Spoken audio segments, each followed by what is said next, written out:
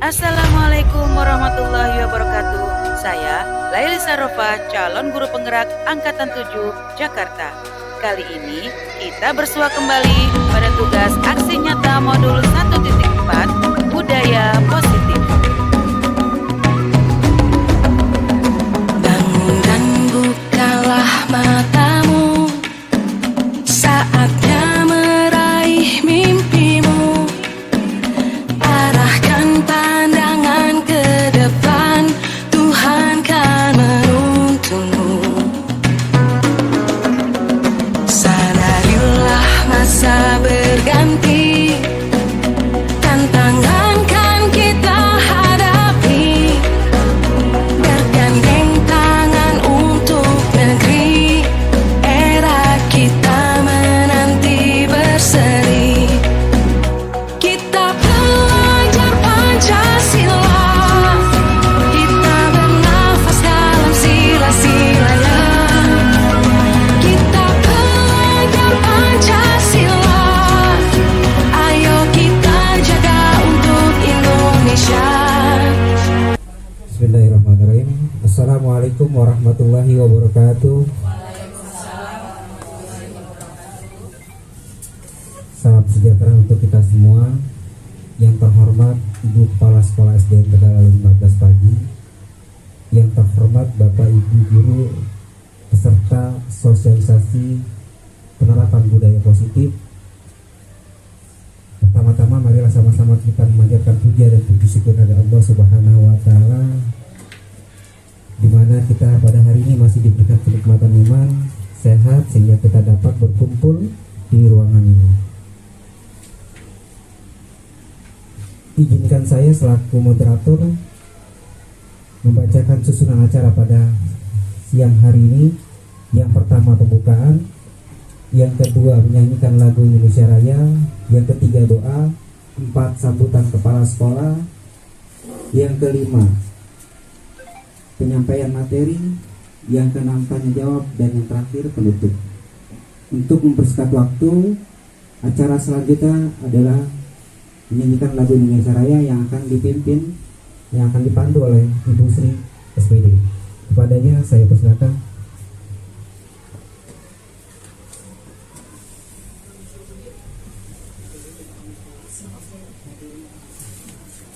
Hadirin dimohon untuk berdiri.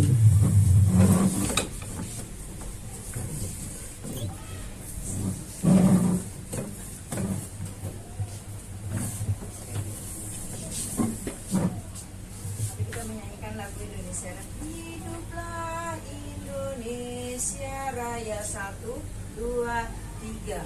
Indonesia tanah airku, tanah tumpah darahku.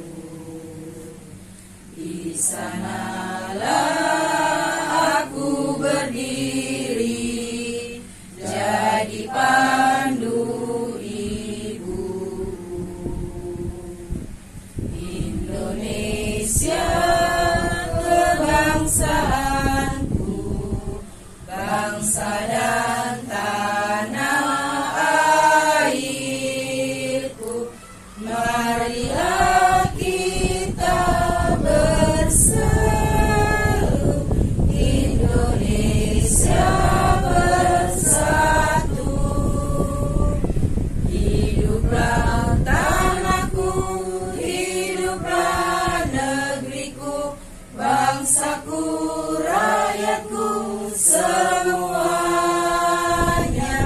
Bangunlah jiwanya, bangunlah badannya, untuk Indonesia Raya. Indonesia Raya, merdeka, merdeka, tanahku, negeriku yang ku cinta. Indonesia Raya, merdeka, merdeka, hiduplah Indonesia Raya. Indonesia Raya, merdeka, merdeka,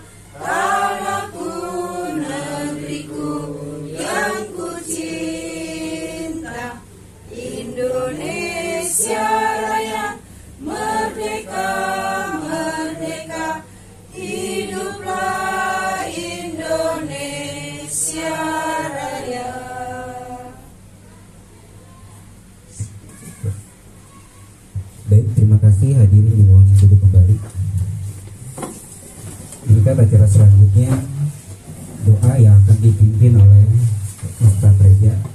Padanya saya persilakan. Bismillahirrahmanirrahim. Assalamualaikum warahmatullahi wabarakatuh.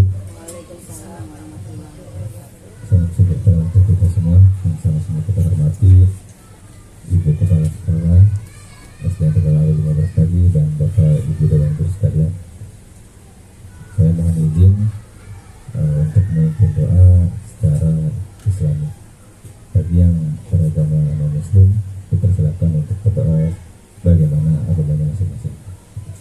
Ala haji ini yang wali kulli niyatin sholihah wa hadratin Nabi Mustafa Muhammadin sallallahu alaihi wasallam. Al-Fatihah.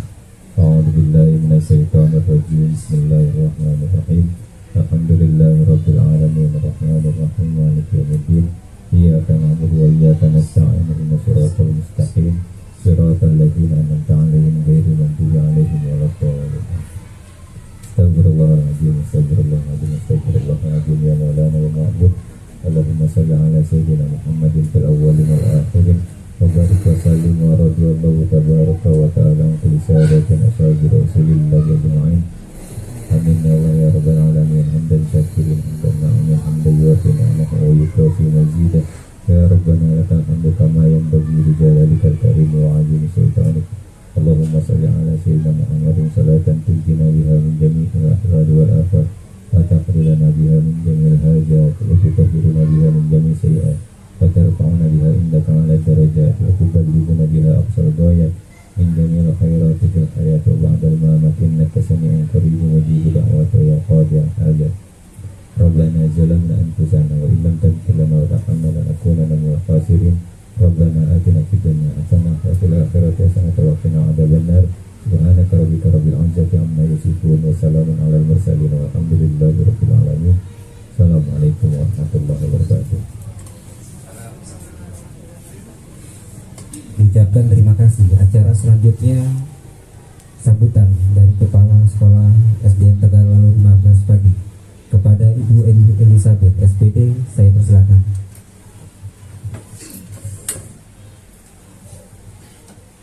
Assalamualaikum warahmatullahi wabarakatuh. Selamat siang, salam sejahtera buat kita semua. Terima kasih buat moderator dan juga buat teman-teman ya. Sekali lagi minta maaf agak terlambat datangnya. Semoga hal itu tidak mengurangi terlaksananya acara kita di hari ini. Puji syukur kita panjatkan kepada Tuhan ya. Kita masih diberi sehat, kita masih bisa datang ke sini dan melaksanakan tugas kita setiap hari. Dan melalui acara hari ini di mana Bu Lalis sebagai guru penggerak angkatan 7 ya Bu, angkatan 7, di mana beliau akan menyampaikan kepada kita tentang sosialisasi penerapan budaya positif biar acara kita hari ini menjadi pencerahan buat kita semua dan program pemerintah untuk guru penggerak dapat kita terapkan. Sekali lagi saya selalu bilang ke kita semua teman-teman, mari kita terus bergerak, kita jadi orang-orang yang selalu bagaimana kita menyikapi program-program pemerintah itu. Kita jadi hamba. Kemarin waktu lagi ada sosialisasi juga, teman-teman kita Bu Lalis Biseti menjadi narasumber ya. Kita kasih tepuk tangan dong, aplaus buat mereka teman-teman. Mereka loh tidak berlebihan. Kalau saya bilang ya gayanya tuh udah kayak pengawas ya, udah selevel gitu menurut saya loh. Tapi itu kan pendapat pribadi masing-masing. Keren bagus ya. Itu sesuatu banget buat saya pribadi ya. Di wilayah 4 kalian bisa jadi orang-orang terdepan gitu buat teman-teman yang lain, dan itu sangat membuat kita termotivasi. Bagaimana kalian menyampaikan dengan baik, artinya ternyata guru penggerak itu memotivasi kita loh, buat bangkit, buat kita lebih semangat. Ternyata mencerdaskan anak bangsa itu seperti ini gitu. Dan poinnya yang mau saya bagi kepada teman-teman sebagai pimpinan kalian di tempat ini, satu, kita lakukan hal itu. kita katanya menghamba kan. Apapun yang kita lakukan semua buat kepentingan anak didik kita. Dan mereka akan terkenang gitu. Saya punya guru SD yang seperti ini gitu ya. Itu yang penting. Jadi percumalah kita ikut segala macam kegiatan kalau pada akhirnya di kelas kita gagal melaksanakan itu. Jadi dengan hari ini kita disosialisasikan tentang penerapan budaya positif, yuk itu kita lakukan, kita laksanakan, dan itu jadi ibadah buat kita semua. Itu aja yang perlu disampaikan. Mari tetap bekerja. Kalau kedengarannya kamu pasti banget kan mencerdaskan kehidupan bangsa, tapi itu maknanya banyak banget di kata-kata itu. Dan jadilah kita orang-orang yang positif buat melaksanakan itu di kelas kita masing-masing. Dan terima kasih untuk 15 ya, sudah boleh menjadi yang terdepan di wilayah 4. Dan akan ada teman kita yang lain juga akan segera ya. Tidak memotivasi buat jadi kepala sekolah jadi apa, itu bonusnya. Tapi intinya bagaimana setiap pergerakan yang kita lakukan adalah buat kebaikan anak-anak didik di kelas kita masing-masing. Itu aja yang perlu disampaikan buat pluralis ya. Terus bergerak buat memajukan diri dan bisa tampil lebih baik lagi, jadi contoh buat kita semua. Itu aja ya. Terima kasih atas kerjasama kita semua, dan teman-teman terus menjadi support buat teman-temannya bergerak terus buat kemajuan 15 juga kemajuan wilayah 4 bahkan guys. Dari Ibu terima kasih. Saya akhiri. Assalamualaikum warahmatullahi wabarakatuh.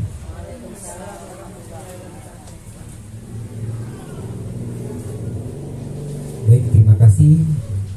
Acara selanjutnya, acara inti, penyajian materi sosialisasi penerapan budaya positif di sekolah oleh Ibu Lailis Sarofa selaku guru penggerak, calon guru penggerak angkatan 7. Kepadanya saya persilakan.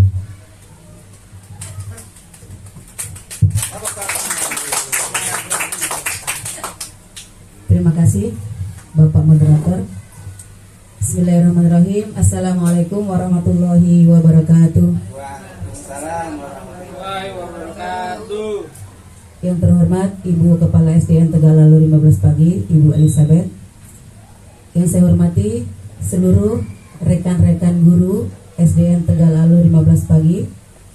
Puji syukur kita panjatkan kehadirat Allah Subhanahu wa taala siang hari ini, dan dengan semangat pagi kita bisa berkumpul dalam acara sosialisasi penerapan budaya positif di SDN Tegalalu 15 Pagi.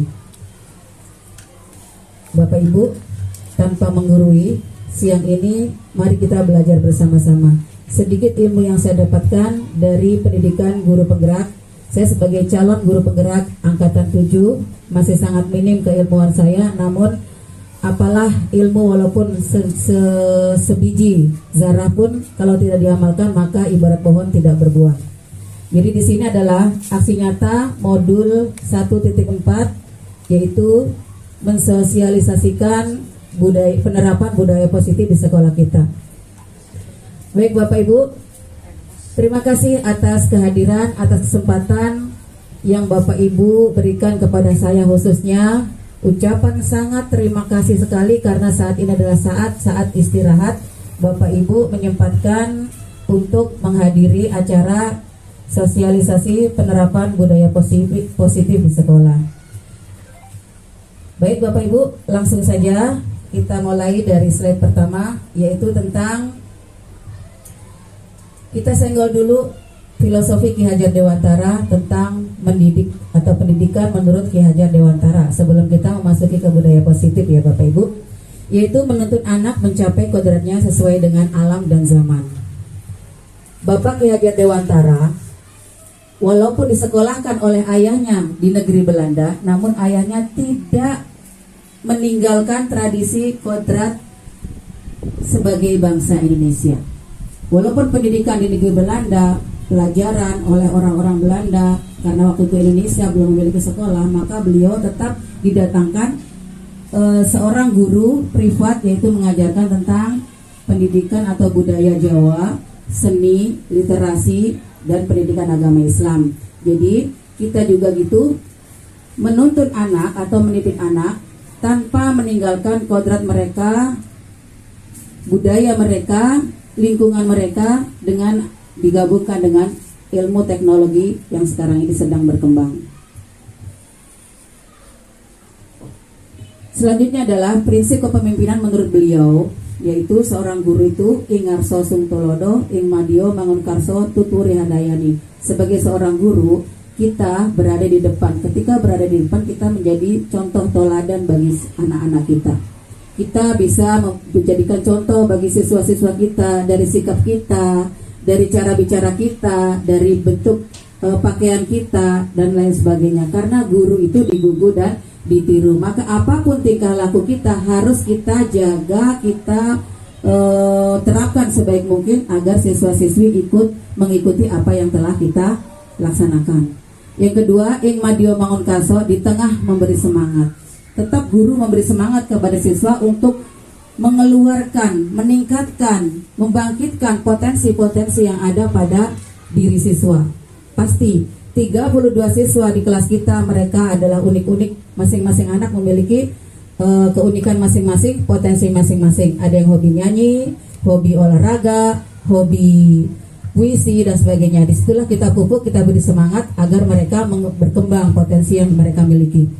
Kemudian tuturi handayani, kita kata di belakang, guru tetap memberi dorongan, tetap mendorong, ayo nak, terus kamu bisa, dan seterusnya. Tujuan pendidikan menurut Ki Hajar Dewantara yaitu menuntun anak, siswa, segala kodrat yang ada pada diri mereka agar mereka dapat mencapai keselamatan dan kebahagiaan setinggi-tingginya, baik sebagai manusia maupun anggota masyarakat. Kita sebagai guru hanya bisa menuntun tumbuh atau hidupnya kekuatan kodrat yang ada pada anak agar dapat memperbaiki lakunya, bukan dasarnya hidup, tumbuh, dan tumbuhnya kekuatan kodrat pada anak. Kita sebagai guru hanya bisa menuntun, menumbuhkan potensi bakat yang ada pada diri mereka. Ada 3 teori Bapak Ibu tentang manusia lahir di dunia. Pertama, teori tabula rasa oleh John Locke mengatakan bahwa manusia lahir seperti kertas putih bersih, tidak ada coretan apapun. Maka ketika anak melakukan sesuatu, tidak ada dinamakan sudah bawaan, sudah takdir. Tapi dari mana coretan-coretan kertas tersebut? Siapa yang akan mencoret-coret? Lingkungannya, baik itu lingkungan rumah, keluarga, lingkungan sekitar dia tempat tinggal, dan lingkungan sekolah terutama, yaitu kita sebagai pendidik mereka. Kemudian teori yang kedua adalah teori negatif, mengatakan bahwa manusia dilahirkan seperti kertas putih namun sudah penuh dengan coretan yang tebal, sehingga kita sebagai guru ibaratnya hanya sebagai pemantau, menggiring mereka. Itu saja yang bisa kita lakukan tanpa bisa mencoret-coret kertas tersebut karena sudah penuh dengan coretan. Dan Ki Hajar Dewantara, Bapak pendidikan kita, mengeluarkan teori bahwa manusia lahir seperti kertas putih yang sudah memiliki coret-coretan namun buram, tidak ketara, samar-samar.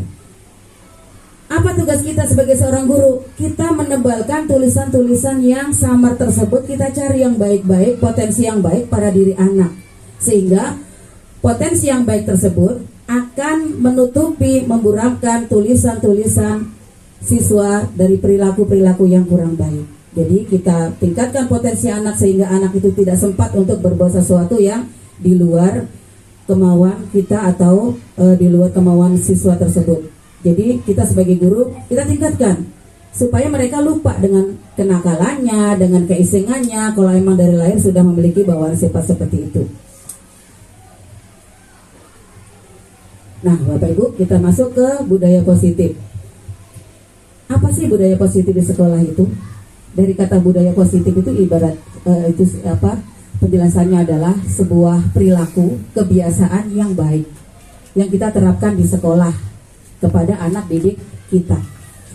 Budaya positif di sekolah yaitu nilai dan kebiasaan di sekolah yang berpihak pada murid agar mereka dapat berkembang menjadi pribadi yang kritis, penuh hormat, dan bertanggung jawab sesuai dengan profil pelajar Pancasila. Di sini budaya positif di sekolah kita sudah kita terapkan sehari-hari.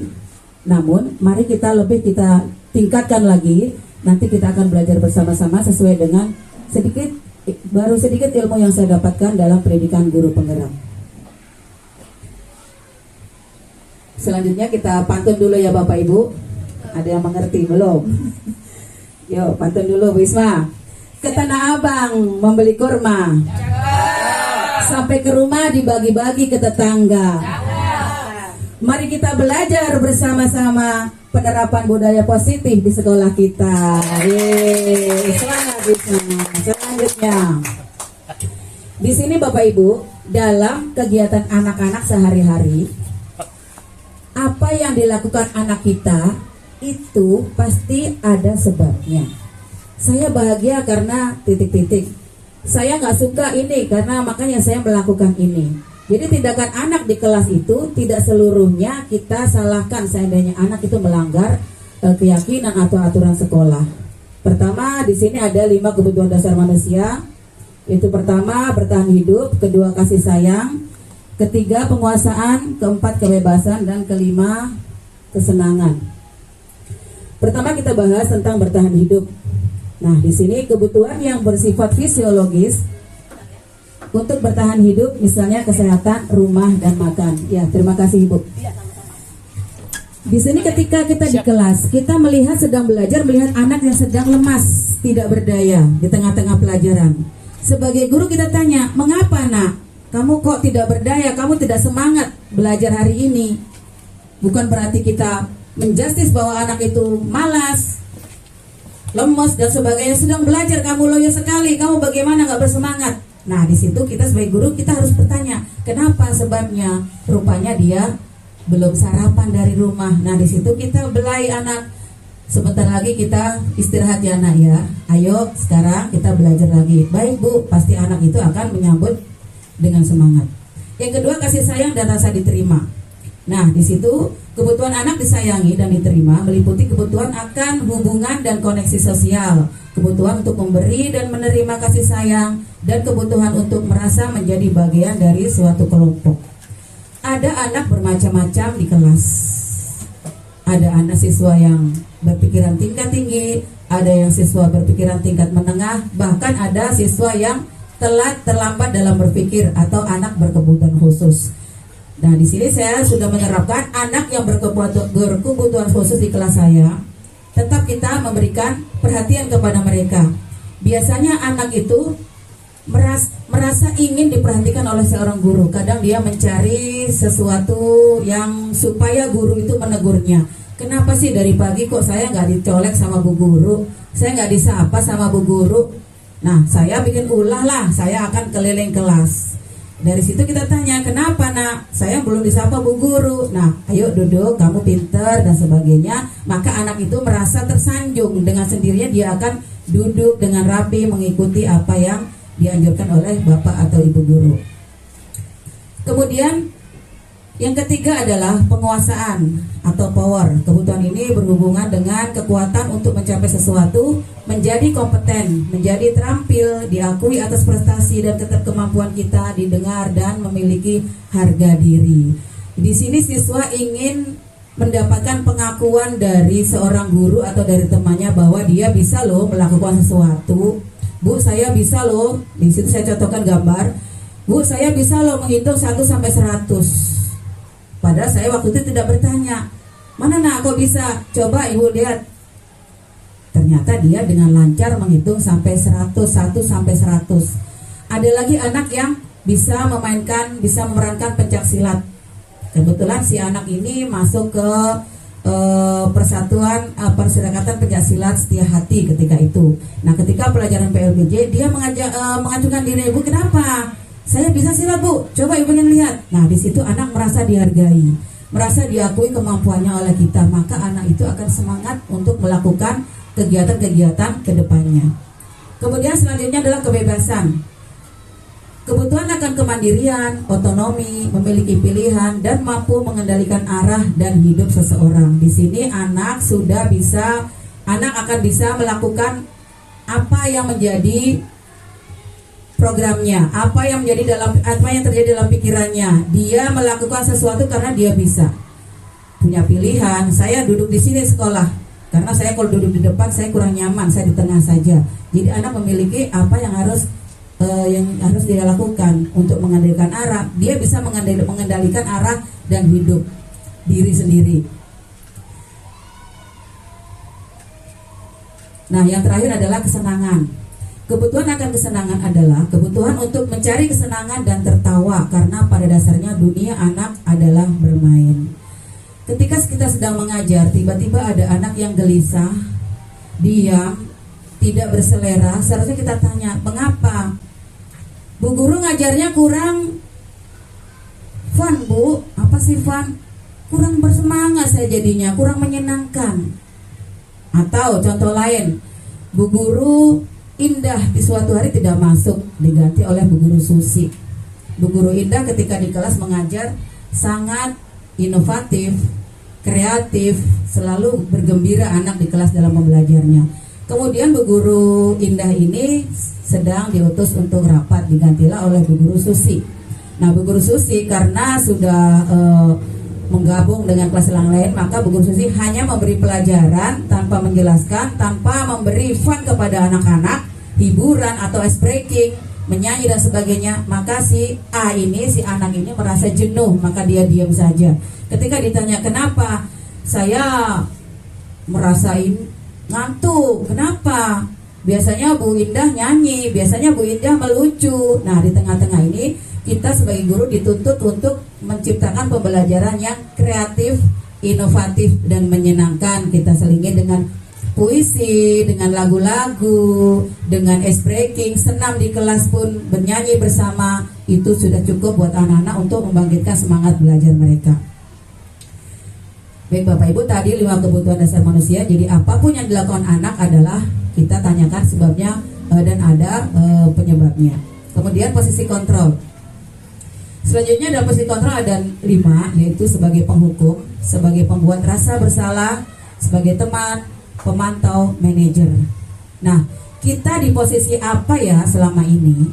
Apakah kita di posisi penghukum, pembuat rasa bersalah, teman, pemantau, atau manajer? Mari kita simak penjelasan berikutnya. Pertama adalah sebagai posisi penghukum.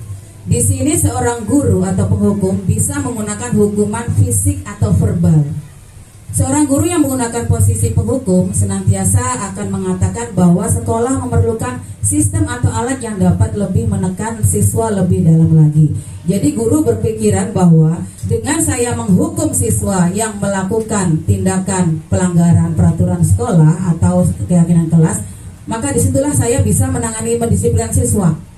Padahal kalau kita simak atau kalau kita telaah dari filosofi Ki Hajar Dewantara, sangat bertentangan sekali. Menghukum akan membuat hati siswa cedera. Siswa akan mengingat sampai dia dewasa. Oh, Pak Guru itu pernah mukul saya, Bu Guru itu pernah mencubit saya pernah dikatai seperti ini misalnya. Di sini ada 2 hukuman, misalnya fisik atau verbal. Misalnya contoh hukuman fisik, ketika siswa terlambat datang ke sekolah, dia harus disuruh push up 5 kali atau keliling lapangan 3 kali tanpa menanyakan sebelumnya kenapa kamu terlambat. Padahal kondisi siswa yang nyata di rumah itu adalah dia sebagai tolak ukur atau fondasi di rumah. Bapaknya kerja jauh, tidak pulang sebulan sekali atau 3 bulan sekali, sedangkan ibunya sedang sakit di rumah. Si anak ini harus merawat ibunya dulu sebelum sekolah. Nah, maka guru harus menyadari seperti itu, harus mendengarkan apa alasan siswa terlambat ke sekolah. Kemudian hukuman verbal. Di situ guru tidak boleh semudah membalikkan telapak tangan, mengucapkan kata-kata yang menyakitkan hati siswa, misalnya menghardik, kamu bodoh, kamu malas. Pelan-pelan kita tinggalkan seperti itu ya Bapak Ibu. Kemudian pembuat rasa bersalah. Pada posisi ini biasanya guru akan berkata lebih lembut.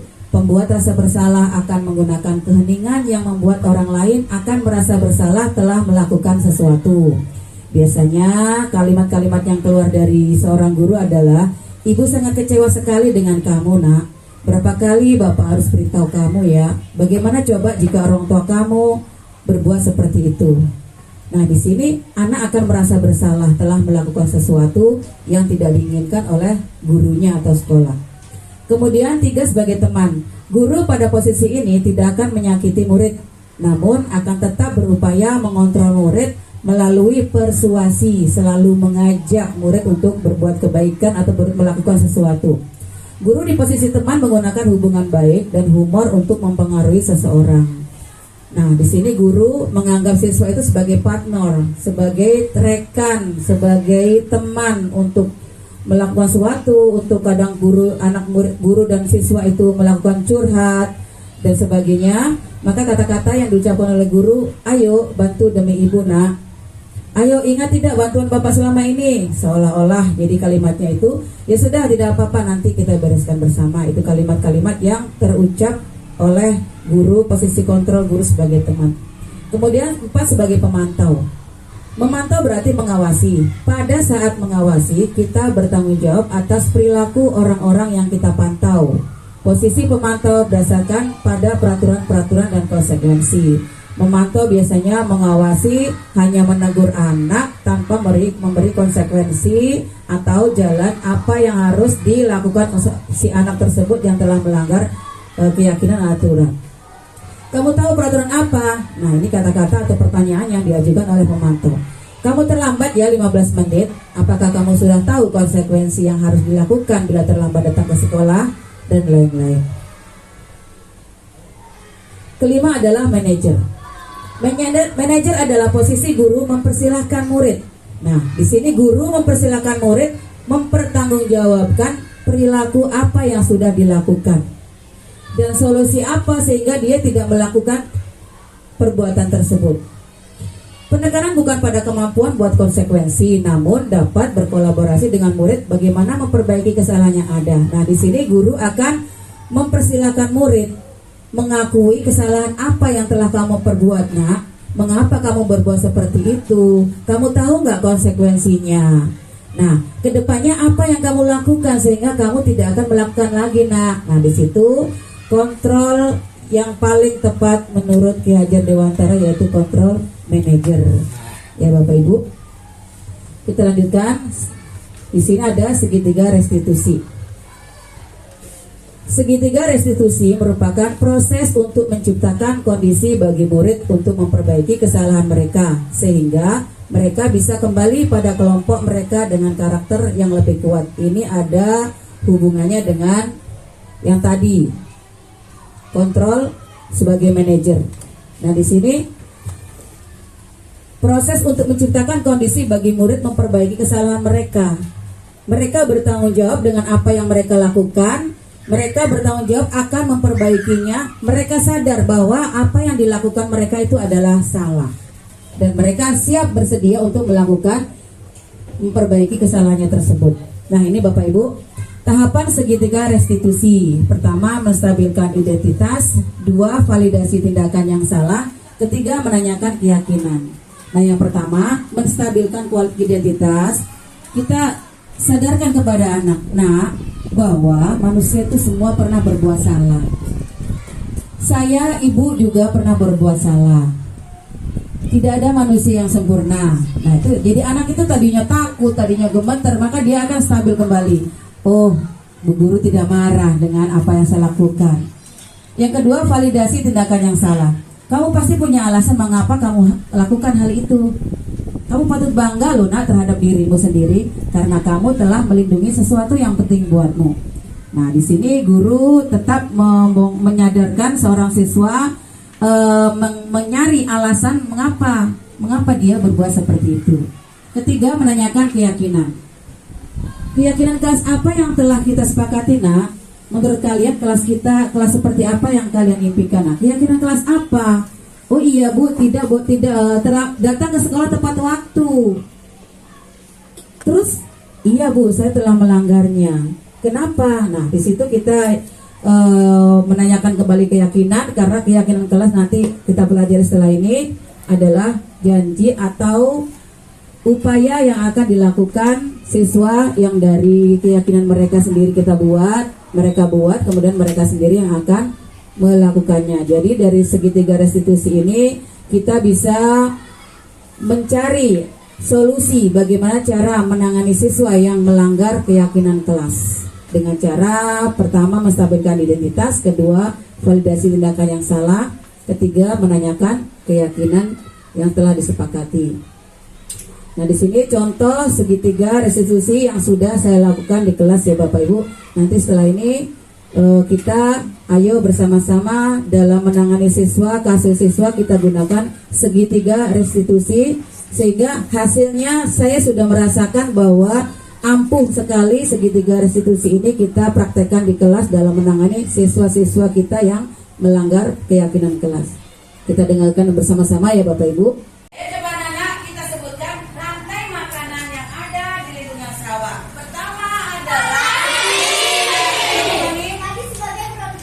Padi sebagai produsen. Dilanjutkan siapa yang melanjutkan? Belalang sebagai konsumen satu ya. Ya, ada apa nak? Terlambat. Kenapa nak? Kenapa bangun kesiangan? Terlalu malam tidurnya. Terus hari ini tahu nggak hari apa? Hari Senin, Bu. Hari Senin. Kamu tidak pakai atribut apa yang kurang? Tidak pakai dasi. Kemana dasinya? Dasinya hilang dimainkan adik saya. Oh ya sudah, nanti setelah pembelajaran selesai kamu ketemu ibu di kantor guru ya. Iya, Bu. Sekarang silakan duduk nak. Terima kasih, Bu. Ya masuk. Salam. Hai Cio. Silakan duduk nak. Iya, Bu. Cio sudah pulang sekolah. Sudah, Bu. Cio tahu mengapa panggil ke ruang guru? Tahu, Bu. Apa nak? Karena tidak mematuhi kesepakatan kelas yang telah kita buat. Apa itu? Tidak memakai atribut lengkap dan datang ke sekolah terlambat.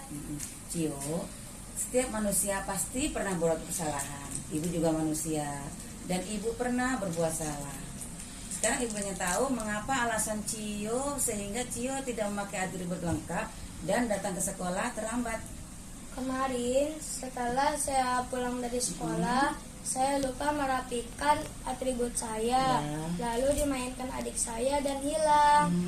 Dan semalam saya tidur terlalu malam, jadi saya bangunnya kesiangan dan terlambat datang ke sekolah. Iya.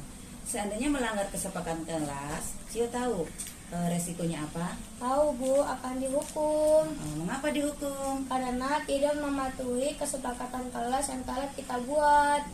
Cio, sekarang ibu ingin dengar dari alasan Cio agar keesokan hari dan seterusnya Cio akan memakai atribut lengkap dengan rapi dan berangkat ke sekolah tepat waktu. Ibu pengen dengar. Saya akan merapikan atribut saya dengan rapi dan tidur sore-sore agar tidak bangun kesiangan dan terlambat datang ke sekolah lagi. Cio yakin bisa mematuhi atau bisa menepati kesepakatan barusan yang kita buat? Siap, Bu. Itu adalah kesepakatan kelas kita harus menjalankannya. Cio, ibu yakin kelak di hari esok ketika Cio akan dewasa, Cio akan menjadi anak yang sukses, Amin. penerus bangsa. Dan dari sekarang kita perbaiki diri, semoga nanti kedepannya kita semuanya lebih baik lagi. Ya, Bu. Dan Cio mencapai apa yang Cio cita-citakan ya Nak ya. Iya, Bu. Terima kasih Cio.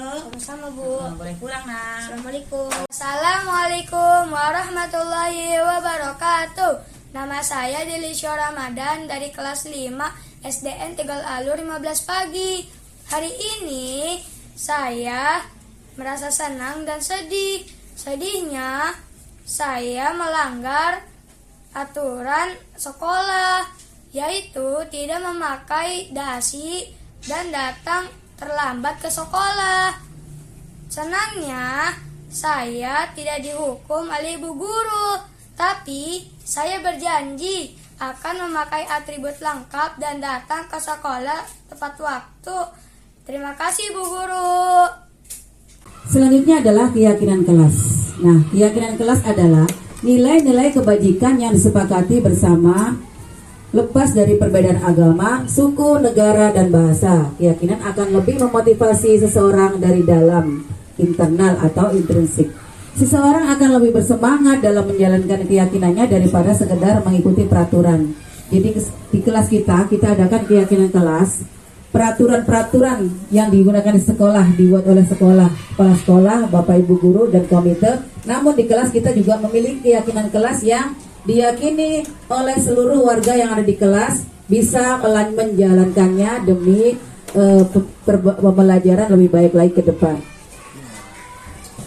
Nah, di sini pada penyusunan keyakinan kelas, hendaknya pernyataan keyakinan kelas senantiasa dibuat dalam bentuk kalimat positif. Misalnya, tidak membuang sampah sembarangan, kita rubah menjadi bagaimana Bapak Ibu? Tidak membuang sampah sembarangan atau jangan membuang sampah sembarangan, kita rubah menjadi kalimat positif, yaitu buanglah sampah pada tempatnya. Tidak boleh datang ke sekolah terlambat, bagaimana kita menjadikan positif? Pintar sekali, datang ke sekolah tepat waktu. 100 untuk Bapak dan Ibu. Yang kedua, keyakinan kelas hendaknya tidak terlalu panjang Bapak Ibu sehingga mudah diingat dan dipahami oleh siswa. Kemudian keyakinan kelas hendaknya selalu sesuatu yang dapat diterapkan di lingkungan tersebut. Jadi anak yang buat, anak yang melakukannya. Semua warga kelas hendaknya ikut berkontribusi dalam penyusunan keyakinan kelas melalui curah pendapat. Jadi seluruh anggota dalam suatu kelas tadi semuanya tanpa terkecuali membuat keyakinan kelas menurut asumsi mereka masing-masing, menurut pendirian masing-masing yang apa yang akan dilakukan di kelas tersebut. Dan di situ kita sepakati seandainya ada dua yang sama, kita ambil satu. Bagaimana anak-anak? Kalau keyakinan kelas kita misalnya datang ke sekolah tepat waktu, setuju dan seterusnya. Kemudian bersedia kembali meninjau keyakinan kelas dari waktu ke waktu. Jadi apapun yang ada kita sesuaikan dengan waktu atau kondisi perkembangan zaman. Misalnya sekarang zamannya lato-lato, atau tidak membawa lato-lato ke sekolah, atau lato-lato diletakkan di rumah ketika sekolah dan lain-lain. Kita sesuaikan dengan perkembangan zaman. Nah, di sini Bapak Ibu, kegiatan yang sudah saya lakukan dalam penyusunan keyakinan kelas. Mari kita simak bersama-sama ya Bapak Ibu. Baik anak-anak, sudah beristirahat tadi? Sudah. Sarapan bersama? Sudah. Kondisi kalian sekarang?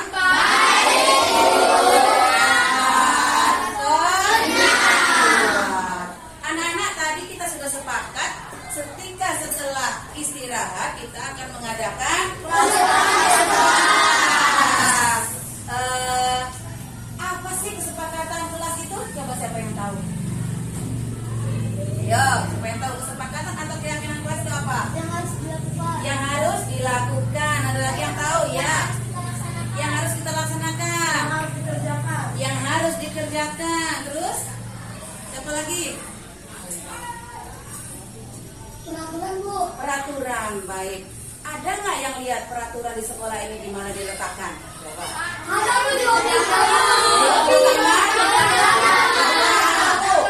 Di bawah tangga ada, di lobi utama ada. Siapa kira-kira yang buat peraturan sekolah?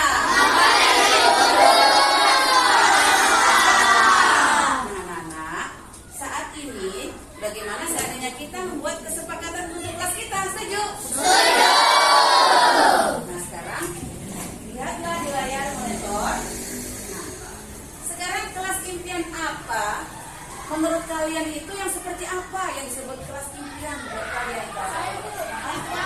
Yang nyaman, dari penyakit, bersih, ya, terhindar dari penyakit, lagi yang indah. Nah, satu lagi yang indah. Supaya apa? Belajar menjadi belajar menjadi disiplin. Nah, hari ini kita membuat kesepakatan kelas. Silakan kalian dari pikirkan apa ya kira-kira sehingga kita nanti belajar disiplin, nyaman, dan sebagainya. Oke, Ibu bagi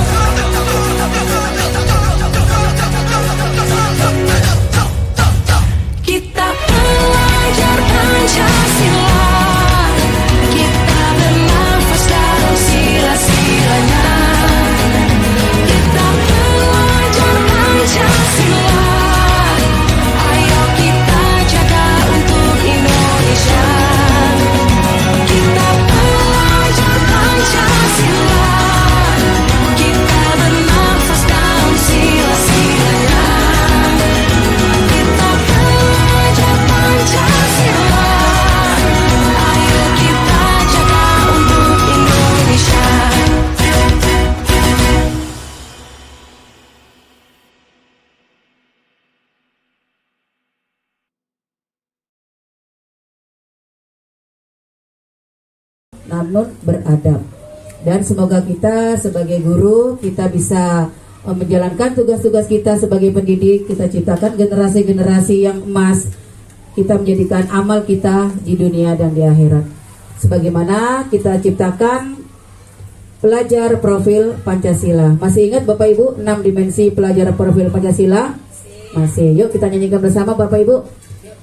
Yuk mulai. Pelajar Pancasila beriman dan bertakwa pada Tuhan Yang Esa dan berakhlak mulia, berkebinekaan global, gotong royong mandiri, kreatif dan bernalar kritis. Terima kasih Bapak Ibu, mungkin cukup sekian dari saya.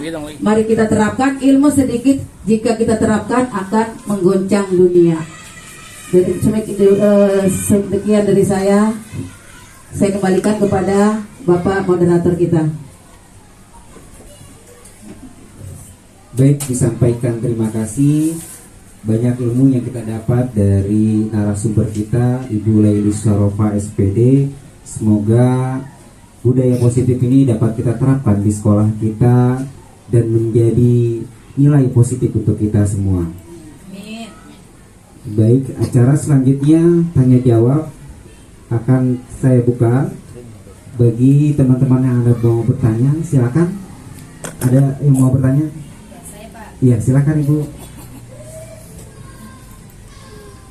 Ya, Assalamualaikum warahmatullahi wabarakatuh. Waalaikumsalam warahmatullahi wabarakatuh. Ya, izin ya Bu Lailis, perkenalkan nama saya Nur Hayati.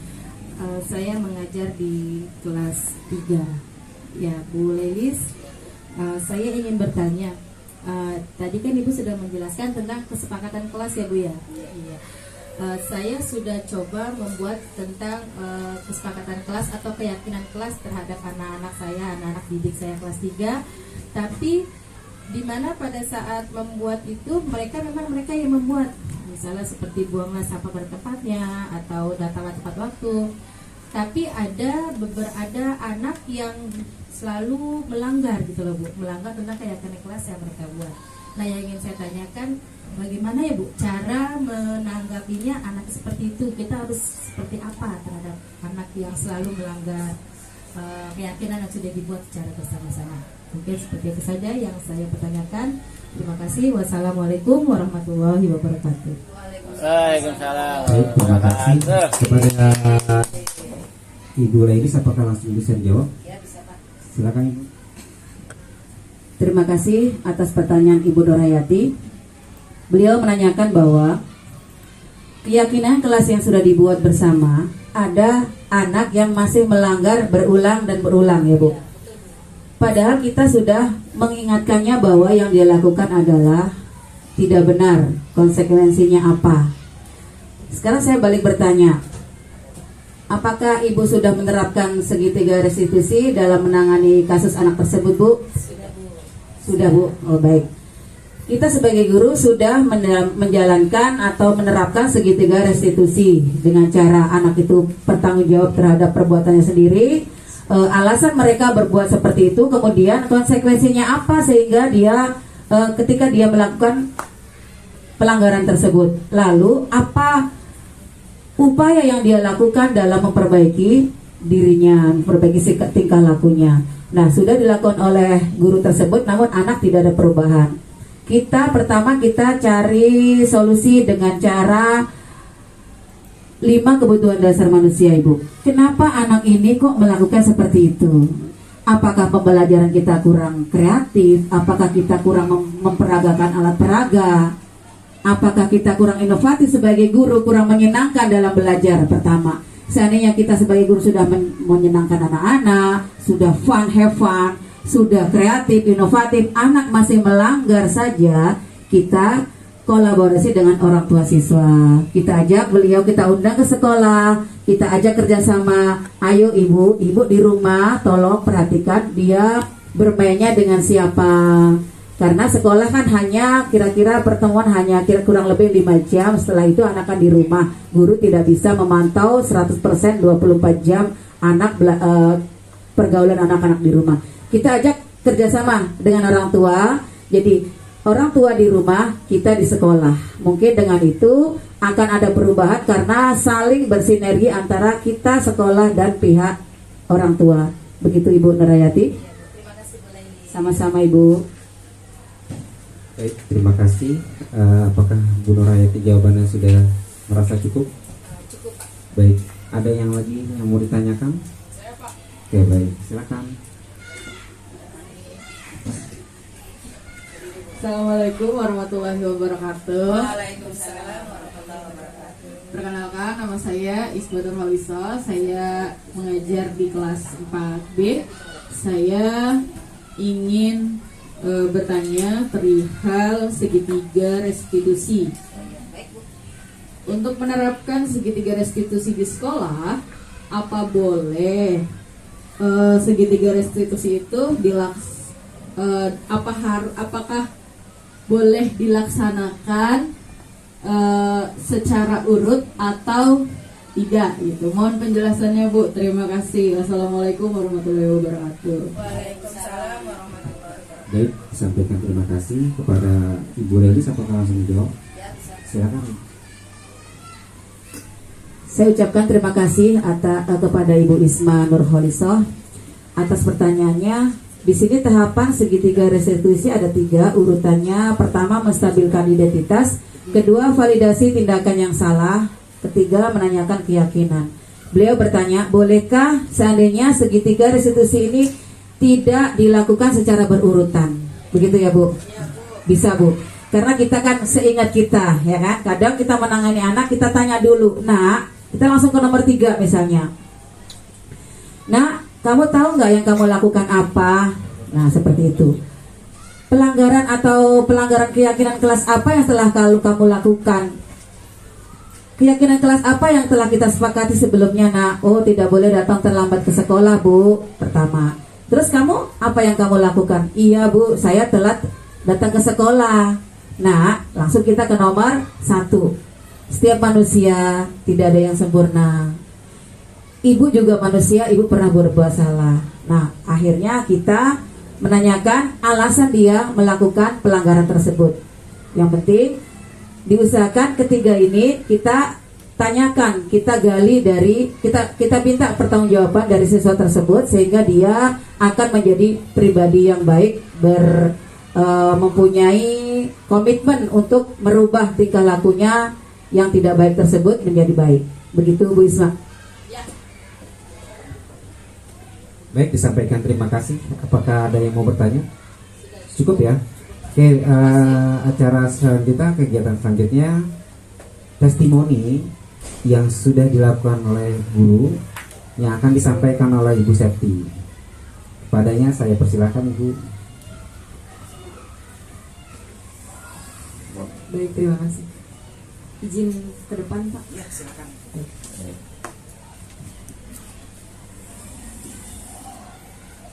Assalamualaikum warahmatullahi wabarakatuh. Terima kasih untuk kesempatannya kepada Bapak Moderator dan Ibu Lelis selaku narasumber. Saya Septi. Saya mengajar di kelas 6. Terkait dengan paparan materi dari Ibu Lelis sangat luar biasa. Materi yang sangat bermanfaat buat saya dan buat kita semua yang ada di sini. Tentunya budaya positif itu adalah budaya yang sangat baik untuk kita terapkan di sekolah. Mengenai testimoni, saya juga sudah menerapkan tentang keyakinan kelas seperti yang tadi dipaparkan oleh Ibu Lelis, bahwa ternyata memang menggunakan keyakinan kelas itu kita benar-benar bisa membuat murid itu bisa menerapkan apa yang mereka mau. Jadi bukan berdasarkan kemauan kita, tetapi benar-benar dari mereka sendiri. Sehingga ketika pelanggaran itu terjadi ya Bu ya, jadi kita bisa lebih mudah untuk mengembalikan pada keyakinan yang mereka memang tetapkan sebelumnya menggunakan segitiga restitusi seperti yang tadi Ibu Lelis jelaskan. Jadi menurut pendapat saya Bapak Ibu, mari kita sama-sama sedikit demi sedikit tergerak untuk mau menerapkan budaya positif ini. Saya percaya kita semua sudah menerapkannya di kelas kita masing-masing. Hanya saja di dalam penerapannya masih belum konsisten atau belum secara menyeluruh. Jadi dengan paparan dari Bu Lailis tadi itu bisa membuat kita semakin lebih bersemangat lagi untuk menerapkannya. Itu dari saya akhiri. Terima kasih. Wassalamualaikum warahmatullahi wabarakatuh. Baik, disampaikan terima kasih. Alhamdulillah dari kegiatan kita dari awal sampai akhir lancar, tidak ada kendala suatu apapun, dan mudah-mudahan kegiatan ini bermanfaat untuk kita semua. Amin ya Allah. Karena materi ini sangat baik untuk kita bisa terapkan di sekolah kita. Saya tutup sebagai moderator. Wassalamualaikum warahmatullahi wabarakatuh. Waalaikumsalam warahmatullahi wabarakatuh.